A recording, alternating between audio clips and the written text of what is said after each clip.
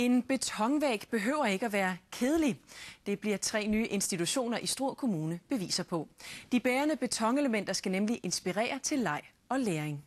I Hjerm er den ene af 3 institutioner ved at være klar. I Bedsted er det sidste arbejdsdag for manden, der har udsmykket de bærende vægge. Han har knoklet på projektet siden september. Og har valgt at lave et tema, som er en kaskalotval. Teknikken er som følger.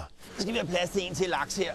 Sand i en form og forme i sandet. Når der ligger sand nede i formen, så er det for, at jeg kan skabe muskler. Hvis der kommer små sandkorn ned i det her, så kommer det til at opstå som sådan nogle bobler. Det er simpelthen formen, det her jo. Så det, der går indad, det kommer jo til at gå ud af. Plastik lægges på. Plastik skæres ud. Beton kommer på. Beton hærder. Og så... Der sidder gipsformen. Så bliver plastikken trukket af.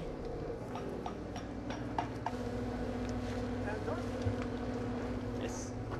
Prøv at se her. Plastikken skal selvfølgelig helt af, ikke? Og lige nu der har det også, det hærder over flere døgn, og så får det mere den samme farve. Plastik skal give hvalhud fornemmelse. Udenfor et færdigt element, som skal til institutionen i Brøndal. Væggen står på siden, ikke? Så den ligger ned. Ja. Så hej, her har vi munden. 30 betonelementer i alt, 10 til hver institution, og aller sidste opgave. Jeg skal lave et billede af en sandstrand. En mand på 45, i toppen af sin karriere, ligger og leger med sand, ikke? Hvornår fanden bliver man voksen? Heldigvis aldrig.